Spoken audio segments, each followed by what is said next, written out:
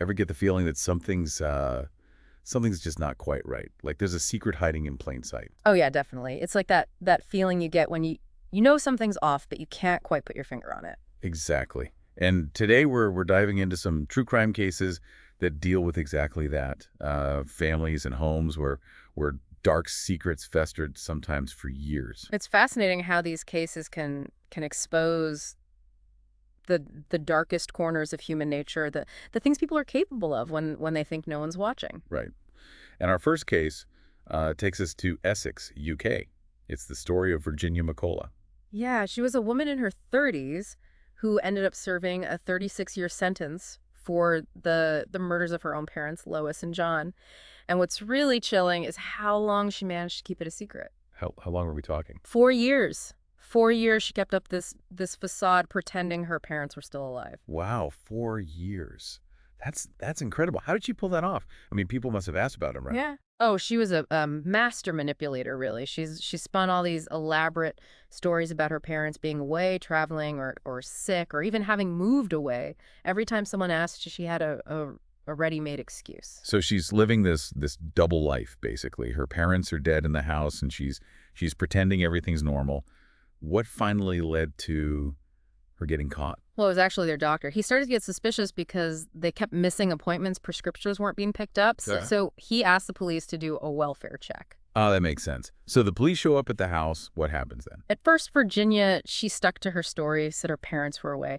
But the police, they started digging a little deeper, and eventually she cracked, confessed to everything, even showed them where she'd hidden the bodies. Oh, gosh, where were they? It's pretty grim. John, her father, he was found in his study. She'd hidden his body under concrete blocks and disguised it to look like a bed. Oh, my God. And Lois, her mother, she was wrapped in a sleeping bag and hidden inside a wardrobe. That's just awful.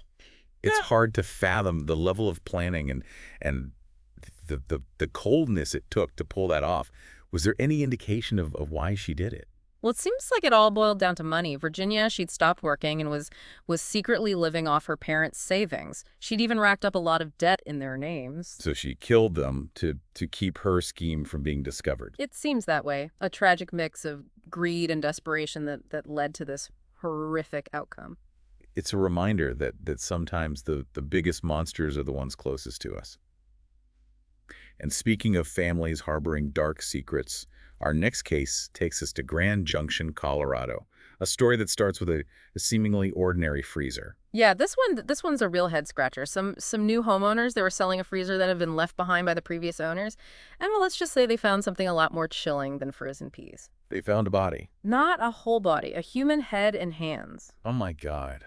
That's horrifying. Imagine finding that. I can't even imagine. And it turned out this wasn't just a random discovery. It was a cold case that had been hidden away for almost 2 decades. Really? Were they able to identify the remains? They were. Through DNA testing, they identified the victim as a 16-year-old girl named Amanda Overeat, who had disappeared back in 2005. So this freezer had been holding this awful secret all those years.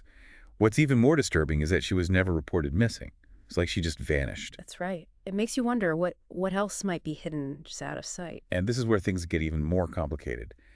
Amanda's biological parents were the previous owners of the home, the ones who left the freezer behind. Yeah, that's a huge red flag, obviously. It raises so many questions about their potential involvement. Did they know what was in the freezer? Did they play a role in concealing her remains? I bet the investigators had their work cut out for them with this one. Were they able to determine what happened to Amanda or if her parents were involved? Sadly, a lot of those questions remain unanswered. The investigation's been very tight-lipped, and the circumstances surrounding her disappearance and death are still shrouded in mystery. It's a case that just begs for answers. Why wasn't she reported missing? What happened in those missing years? And what role did her parents play? It's just heartbreaking. It really is. It's a stark reminder that sometimes the truth can stay buried for a very long time. And that even in the places we consider safe darkness can look just beneath the surface. Now for our final case in this part of our deep dive, we're heading to Port Orchard, Washington. This time it's a chilling 911 call that reveals a family shattered by violence. Yeah, this one focuses on a 23-year-old named Seth South. He called 911 and confessed to killing his 2 half-brothers. But as the story unfolded, it became clear that there was a lot more to it than a simple confession. What do you mean? What happened during the call? Well, Seth's story kept changing. First, he claimed that one brother had killed the other and he'd just intervened. Then he completely denied any involvement at all. The 911 operators, they could hear a struggle in the background before the line went dead. It was a very chaotic scene. I can only imagine the panic on the other end of that call. What did the police find when they arrived at the house? It was a truly horrific scene. Two teenage boys dead. One of them had his throat slit. There were weapons all over the house. The level of violence was just unimaginable. It's heartbreaking. From what you've described, it sounds like Seth was struggling with some serious mental health issues. Yeah, his mental state became a major focus of the investigation. His erratic behavior, the conflicting stories, even a threat he'd made against another family member, it all pointed to some deep-seated turmoil. So where does the case stand now? Seth was charged with 2 counts of second-degree murder, but he's currently undergoing a mental competency evaluation to determine if he's fit to stand trial. This case really underscores the complex interplay between mental health family dynamics and violence. It's a tragic reminder that sometimes the greatest dangers lurk within our own homes. Absolutely. And it highlights the urgent need for better mental health resources and support systems. Maybe if Seth had had access to the help he needed, this tragedy could have been prevented. It's a sobering thought. We'll be right back after a short break to delve into more cases that expose the dark underbelly of seemingly ordinary lives. Stay with us. Yeah, there's a lot more to uncover. Makes you wonder, doesn't it? What's going on behind closed doors in families that seem so normal from the outside? Yeah, it's unsettling to think about. Yeah. And it's not just happening behind real doors either. Hmm? Our next case takes us into the world of social media. Yeah. A popular TikTok influencer whose online persona hid a very dark secret. Social media is a whole new frontier for true crime, isn't it? It's like this weird mix of real life and online fantasy, and sometimes those lines get blurred in really dangerous ways. Right. In this case, we're talking about Terrian Thomas. He went by Mr. Prada online, had millions of followers on TikTok. But behind the glamour and the perfect poses, he was hiding a terrible secret. Yeah, he was charged with the murder of a 69-year-old man named William Abraham. His body was found dumped along a highway near Baton Rouge, Louisiana, wrapped in a tarp. And the details of the crime are pretty brutal. William had been severely beaten.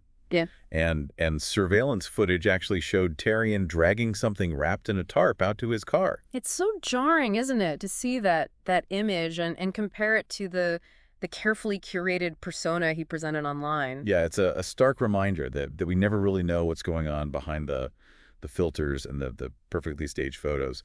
Do we know anything about the motive in this case? Was there any connection between Terrian and William? That's the thing. There's no clear motive. There's no indication they knew each other. William wasn't a patient of Terrian's or anything like that. It's a real mystery. So we're left with more questions than answers. Was it a random act of violence? A personal grudge we don't know about? Was he just in the wrong place at the wrong time? The investigation is ongoing, but it's already sparked a lot of conversation online about the dangers of getting too caught up in these parasocial relationships with online personalities, and the importance of taking everything you see online with a grain of salt. Oh, sure. It's easy to forget that there's a real person behind the screen, and that person might not be who they seem. Shifting gears a bit, our next case takes us to the Pacific Northwest. A daughter returns home from a trip, only to find herself caught in a nightmare. Yeah, this one's heartbreaking. A woman named Stephanie flew to Vancouver, Washington to visit her mother, Patricia.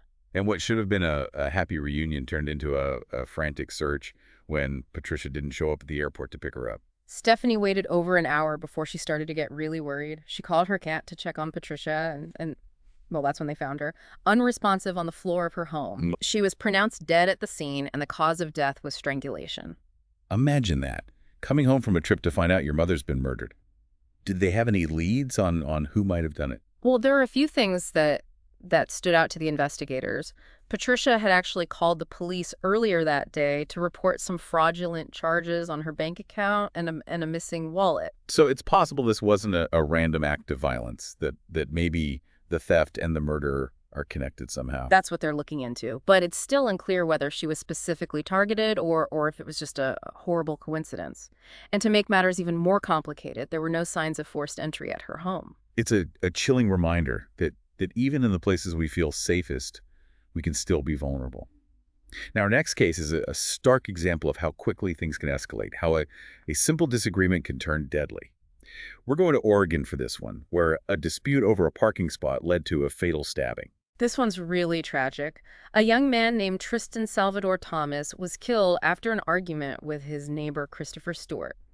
And the whole thing started over a parking spot. It's hard to believe that something so trivial could lead to something so horrific. How did it happen? Well, apparently Christopher had been parking his motorcycle in a spot that Tristan didn't think he should be parking in, and it had been an ongoing issue. Tristan had even called the police earlier in the day to complain about it, but it seems like things had calmed down until later that evening when Christopher went to Tristan's apartment with his daughter and two friends to confront him. So they went there looking for a fight, basically. It seems that way, and things escalated very quickly. According to witnesses and some video footage, one of Christopher's friends, Chad, attacked Tristan, stabbed him multiple times in the face, neck, and shoulder. Oh, my God. It was a brutal attack, lasted for almost 5 minutes, and sadly, Tristan died from his injuries a few days later. Just senseless violence, Huh. and all because of a parking spot. It really highlights the importance of conflict resolution and de-escalation, doesn't it? How easily things can spiral out of control when people let their emotions get the better of them. Absolutely. In this case, the consequences were fatal. Chad, the man who stabbed Tristan, was charged with second-degree murder. And Christopher's daughter, Samantha, she's facing charges related to the assault tampering with evidence, interfering with the police report. It's just a sad situation all around. For everyone involved, it's a reminder that even seemingly minor disagreements can have life-altering consequences. Now, our last case for this part of our deep dive takes us to Kentucky. A gruesome discovery that uncovered a family tragedy shrouded in darkness and some truly disturbing details. This one's not for the faint of heart. A woman named Trudy Fields was found dead in the yard of her home in Robertson County. And she'd been dismembered. Dismembered, that's awful. Yeah, it was a horrific scene. A maintenance worker had been hired to do some work at Trudy's house, and he found a blood-stained mattress and drag marks leading outside. And then he found her body, or what was left of Oh it. my God. Were there any clues as to who could have done something so horrific? Well, as the investigation unfolded, it became pretty clear that this wasn't just a random act of violence. Trudy's daughter, Tarina, was found inside the house, covered in blood, acting very erratically. So the daughter was involved. It seems that way. But the details of what happened inside that house are truly disturbing. The police found body parts in a pot on the stove, like they'd been cooked. They found more body parts and organs on a mattress. It was a scene straight out of a nightmare. That's just unimaginable. What could possibly drive someone to do something like that? It's a question that haunted the investigators. But as they dug deeper, they found some information that might shed some light on what happened. Tarina had been in a motorcycle accident a while back and suffered some brain damage. And it seems she was also under the influence of drugs at the time of the murder. So a combination of mental and emotional instability compounded by drug use. Exactly. A perfect storm that led to this horrific act of violence. It's a tragic example of how quickly things can unravel when mental health issues go unaddressed. Where does Tarina's case stand now? She's facing charges of murder, abuse of a corpse, and animal torture because a dog was also found dead at the scene. She's being held on a $1.5 million bond and is awaiting trial. These cases are all so disturbing, but they force us to confront a difficult truth, that darkness can exist even in the places we feel safest, even within our own families. They make us question our assumptions about safety and trust, and they remind us that we need to be aware of the potential for violence that exists everywhere. It's a sobering thought. But as we've seen in these cases, there's also hope. There are people working to address these issues, to provide support and resources to those who need them most. And there's stories of resilience and the power of human connection to overcome even the darkest of times. We'll be back after a short break to delve into more true crime stories and uncover the complexities of human behavior. Wow, we've really gone down the rabbit hole this time, haven't we? These cases, they're tough to hear about, but I think it's important to talk about these things, to try to understand them. Yeah, definitely. I mean, these stories, they shine a light on the darker side of human nature, but they also remind us of the importance of staying vigilant and being aware of the potential for danger that's out there.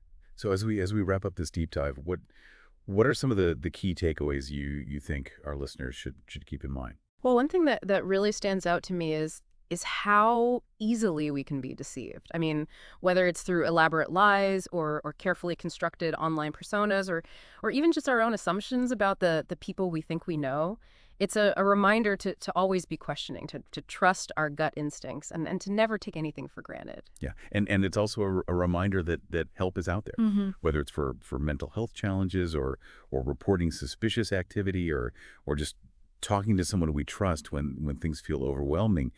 We don't have to face these challenges alone. Absolutely. And in the midst of all this darkness, it's important to remember that there's still good in the world. Acts Hmm. of kindness, compassion, resilience, they might not always make headlines, but they're happening all around us every day. It's a good point. It's easy to get caught up in the negativity, but it's important to focus on the positive too. Yeah. Speaking of positive, what are some things we can do to protect ourselves and our loved ones from becoming victims of these kinds of crimes? Well, I think being aware of our surroundings is crucial. Paying attention to who's around us, what's going on, and securing our homes, taking basic safety precautions like locking doors and windows. And I think it's also important to educate ourselves about potential risks. The more we know, the better equipped we'll be to recognize and avoid dangerous situations. It's about finding that balance, isn't it, between being aware and taking action without letting fear control our lives. Exactly. Well, it looks like we've reached the end of our deep dive for today. Any final thoughts before we wrap things up?